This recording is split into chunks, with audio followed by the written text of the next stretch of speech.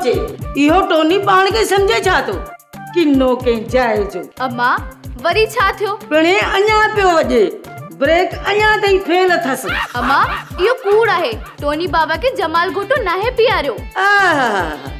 सॼो ॻोठ थो चवे त इहो कमु तुआरे मोबी मुड़िस जो आहे। पोइ तूं मञी न मञी?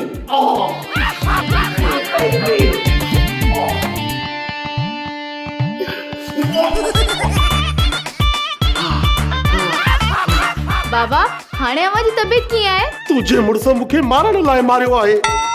वाइदो आहे मुंहिंजो बि मां हिन टोनीअ खे सिकण लाइ सेखारींदुसि। रखु शर्त। बाबा टोनी चवे थो त इहो कूड़ आहे। इहो कूड़ आहे? अॼु ताईं पूरियूं 8 थैलियूं लॻी चुकियूं अथनि। अञा ताईं फ़ाइदो कोन पियो आहे। 5000 पूरा 5000 डॉक्टर वठी वियो आहे। बस असां हाणे फ़ैसिलो करे छॾियो आहे। हाणे तूं टोनीअ सां गॾु कोन रहंदीअ। इहो टोनी असांजो दुश्मन आहे। ये तूं जेको आहे सोन तूं जेको असां सां गॾु रहंदी असांजे घर में रखु शर्त। न बाबा मां हिते कीअं रही सघंदसि? जीअं असां करूं तूं बि ईअं रहजांइ। बस फ़ैसिलो थी वियो। हाणे इहो फ़ैसिलो बदिलजी नथो सघिजे छो जो असां यू टर्न न वठंदा आहियूं सम्झई?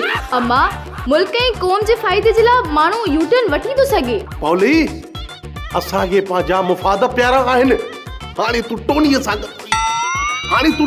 गॾु न रहंदीअ त जीअं टोनी तुंहिंजे लाइ ईअं सिके इहे भाॼियूं कर हुकुमरान हुकूमत जे लाइ सिकंदा आहिनि। रखु शर्त। पोइ शर्त बि नथो रखी सघां।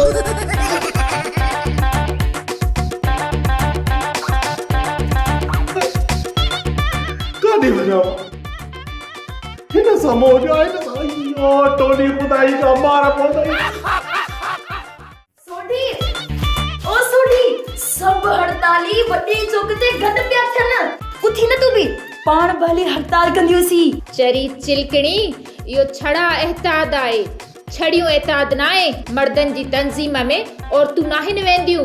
बाक़ी डी चौक ते मर्दन सां गॾु केरु हुयो? चरी छोकरी वो सियासी जलसो हुयो। हे समाजी जलसो आहे।